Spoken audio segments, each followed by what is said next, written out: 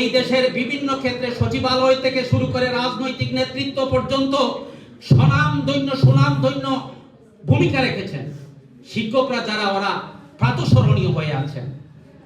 কিন্তু আজকের এই প্রতিষ্ঠানে বিগত বক্তাদের এবং বাস্তব অবস্থার আলোকে প্রতিষ্ঠানের যে দুর্বলতা ধরা পড়েছে, এটার থেকে আমাদের মাথা হেট হয়ে যায়। সুতরাং আমরা কি চাই না এই প্রতিষ্ঠানের এই দুর্বলতাকে কাটিয়ে উঠে আমাদের প্রতিষ্ঠানকে সেই ঐতিহ্যবাহী স্বনামধন্য প্রতিষ্ঠান হিসেবে প্রতিষ্ঠিত করতে আমরা চাই কি চাই না? অবশ্যই চাই। যদি চাই আল্লাহ এটা কবুল করুন। কিন্তু আমাদেরকে কি করতে হবে? এখানে শিক্ষক যারা আছেন, সম্মানিত শিক্ষকবৃন্দ, ওনারা আসলে সর্বোচ্চ ডিগ্রিধারী এই কলেজের শিক্ষক যারা বাংলাদেশের বিদ্যাপীঠের সর্বোচ্চ ডিগ্রিধারী এবং বিভিন্ন চড়াই উতরাই অতিক্রম করে ওনাদের মেধার যাচাই হয়ে ওনারা এই এখানে শিক্ষকতা করতে এসেছেন। ওনাদের যোগ্যতার কোনো কমতি নেই। এই বিদ্যালয় অঙ্গনে যারা আছেন ওনাদেরও যোগ্যতার কোনো কমতি নেই। কিন্তু এই যোগ্যতা সম্পন্ন শিক্ষকদের যোগ্যতাকে যদি আমি ধারণ করতে না পারি, ধারণ করবে কারা? ছাত্ররা। এখন ছাত্ররা যদি মনোযোগী না হয়, ওরা যদি প্রতিষ্ঠানের শিক্ষা নিতে না আসে, তাহলে হবেটা কিভাবে?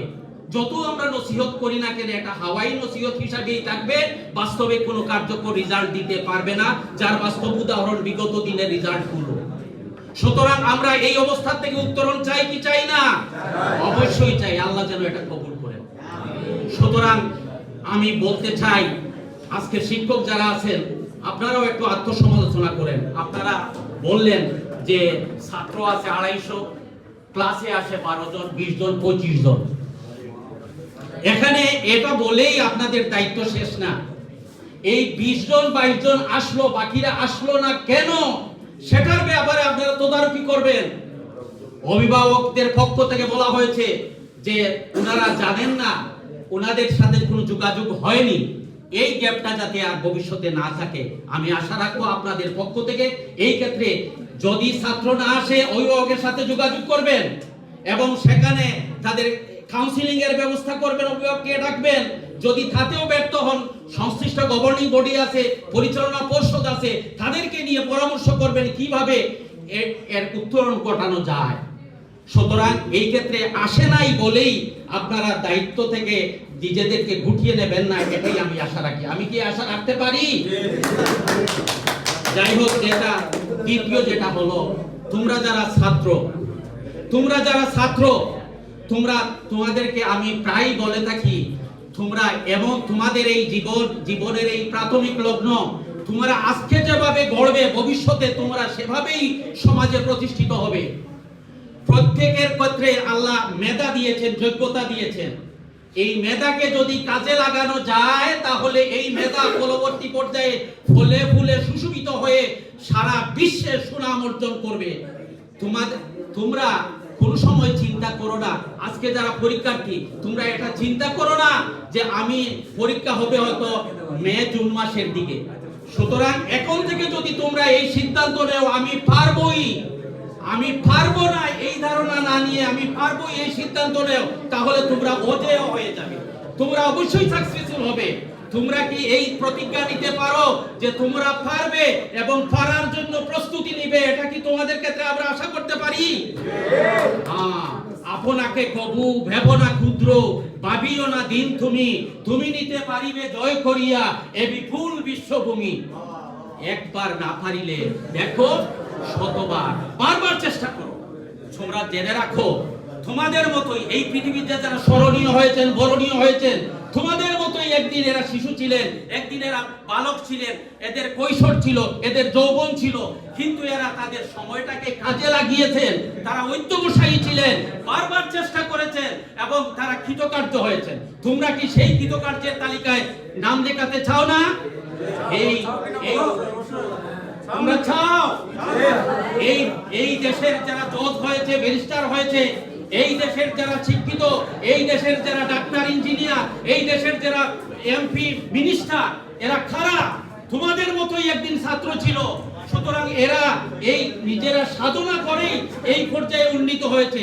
আমরা চাই তোমরাও এভাবে উন্নীত হবে। তোমরা কি এতে প্রস্তুত?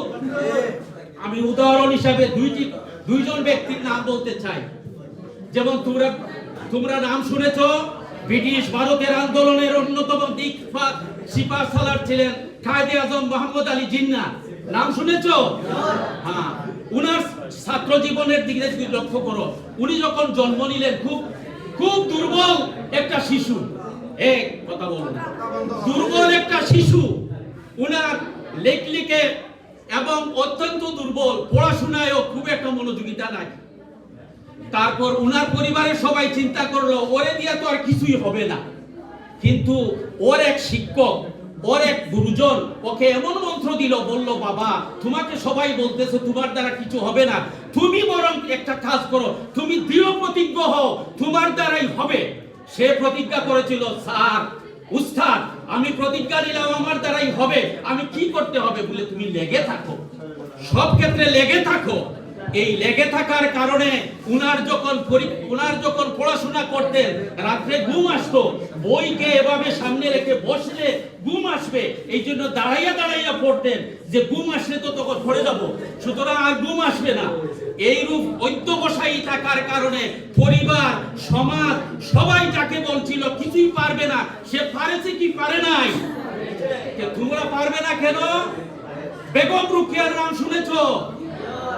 উনার পারিবারিক তখনকার যে সমাজ ব্যবস্থা ছিল, সেখানে শিক্ষার সুযোগ ব্যবস্থা ছিল না, স্কুলে গিয়ে বিদ্যালয়ে গিয়ে পড়াশোনার তেমন ব্যবস্থা ছিল না, কিন্তু উনি ফোন করেছিলেন আমি পারবই। তো পারছেন কিভাবে? উনি উনার ভাইয়ের কাছে পড়াশোনা করতে লাগতেন, মোমবাতি জ্বালিয়ে ল্যাম্পটনের হারিকেলের বাতি দিয়ে পড়াশোনা করে এরপরে কৃতকার্য হয়েছেন কি হয় নাই?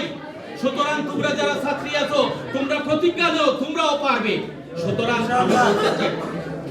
আমি বলতে চাই তোমাদের দ্বারা হবে। আজকে এই প্রতিষ্ঠানের একটা উদাহরণ দিয়ে আমি আমার কথা শেষ করতে চাই।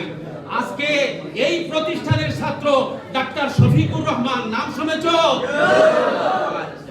এই প্রতিষ্ঠানের থেকে উনি পাস করেছেন, উনি এমবিবিএস ডিগ্রি নিয়েছেন, ডাক্তারি সর্বোচ্চ ডিগ্রি নিয়েছেন, পরবর্তী পর্যায়ে আজকে জাতির কর্ণধার হিসাবে ভূমিকা রাখতেছেন।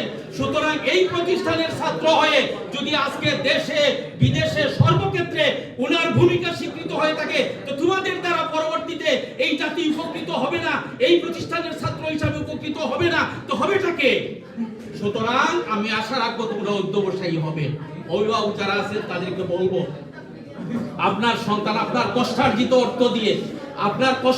অর্থ দিয়ে এদেরকে লালন পালন করতেছেন একটা আশার উপর ভরসা করে। সুতরাং সেই আশার বাস্তবায়নের জন্য তদারকি করতে হবে। এই তদারকি যদি ছেড়ে দেন তাহলে হবে না। আমি আমার বাস্তব অভিজ্ঞতা থেকে বলছি, আমার অন্যত্র সুযোগ থাকা সত্ত্বেও আমি আমার সন্তানকে বাড়িতে রেখে এই প্রতিষ্ঠানে শিক্ষা নিতেছি। কারণ আমি মনে করি আমার এই সন্তান তার নারীর সাথে, তার এলাকার সাথে পরিচিত হয়ে যাক অন্ততপক্ষে প্রাথমিক স্তর পর্যন্ত। সুতরাং এই ক্ষেত্রে আমি ধন্যবাদ জানাই, আল্লাহ যেন তার শ্রমকে কবুল করেন। আমার পরিবারের প্রতি, তাদের মায়ের তদারকি আমি তো সময় দিতে পারি না, মা তদারকি করেন বলেই আমার সেই ছেলে, আমার সেই মেয়ে খুবই ভালো রেজাল্ট করতেছে এই প্রতিষ্ঠানে পড়ে। তো তোমাদের দ্বারা হবে না কেন? সুতরাং আমি আশা রাখবো তোমরা সবাই এই ক্ষেত্রে সচেতন হবে, গার্জিয়ানরাও সচেতন হবেন। সব শেষে সকলের মঙ্গল কামনা করে আমার বক্তব্য এখানে শেষ করছি।